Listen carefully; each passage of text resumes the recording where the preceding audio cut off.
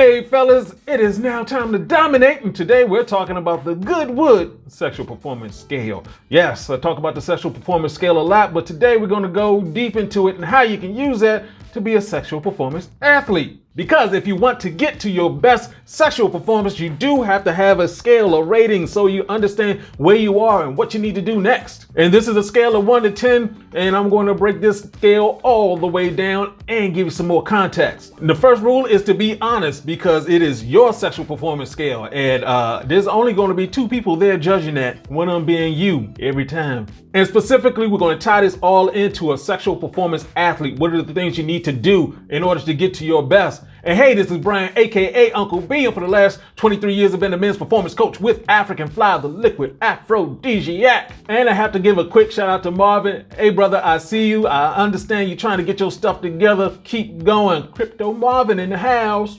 And if you like what you hear, go and hit that like button, that subscribe button, that notification bell so we can get some more of this information to you. And what I'm gonna do, we always do this around here all the time. Break this down till it cannot be broken anymore.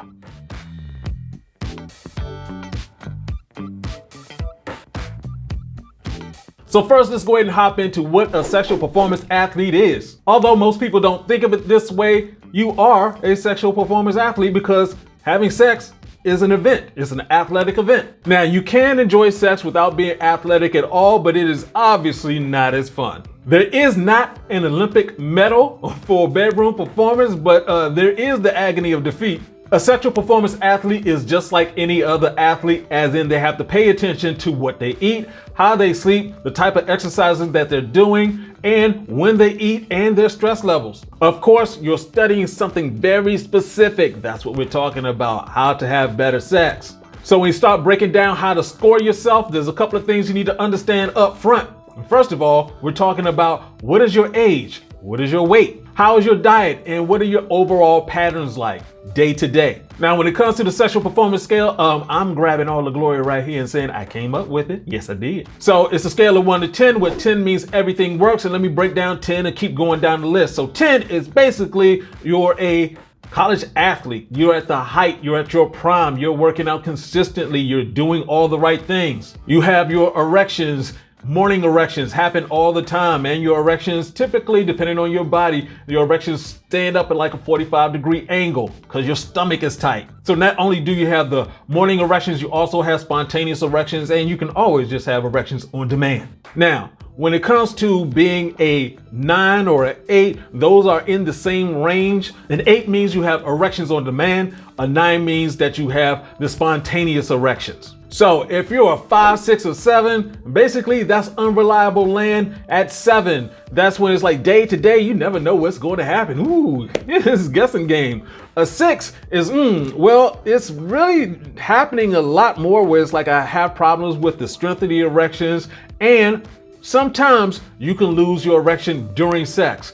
A 5, it takes a lot for you to get going to begin with, and then when you do, it can be short periods of time that you can lose your erection, and it comes back later on, and then it's still not as strong as it could be.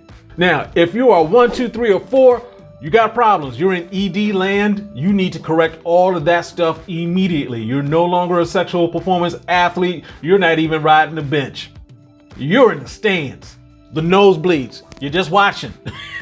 I will watch. I swear I will. That's all you can do. Now, you can use the sexual performance scale to become a sexual performance athlete. How? Just be honest, know where you are on the scale, and then you know what to do to adjust to get to the next level. Now, when we're talking about the things you need to look at in terms of going up the scale, first, let's talk about that sexual stamina. Not only are we talking about how long you can last in terms of being able to control your ejaculation and control your orgasms, we're also talking about you just not gassing out in the middle of things because yeah, that's not cute. That's not cute at all. And it's sex. We're talking about speeding up and slowing down and, finding that groove and everything like that. Yeah, you need that stamina to keep going. And of course, we're talking about that strength.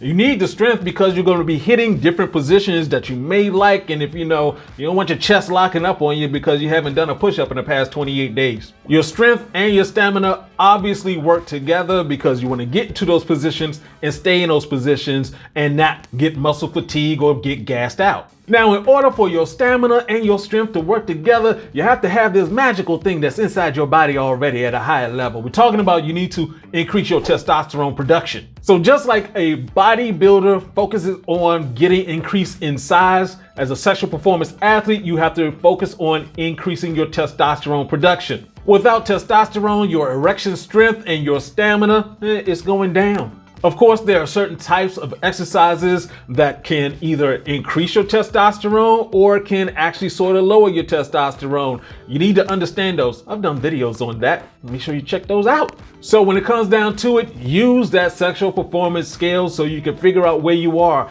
If you're at 5, 6, or 7, make sure you're doing the right thing so you can go ahead and bump up to an 8. For my guys who are like, they're sitting there at an 8 or 9, do not lose that. Going down the scale and trying to get back up the scale, those are two different things. It's easy to go down. It is harder to get back up, literally. And to get up that scale, keep doing what you're doing right here. Check out my videos. There's some other guys who have some good videos around the internet. Pay attention to what you're eating. All of that stuff counts when it is time to dominate. Get your exercise in, all the good stuff. So question of the day, what are you doing right now? As in don't lie. Right now, that's improving your sexual performance. Leave that in the comment section below. And of course, if you like what you heard, go ahead, hit that like button, that subscribe button, that notification bell so you can get some more of this information. This is Uncle B saying, get your game up and get up that scale. Peace out.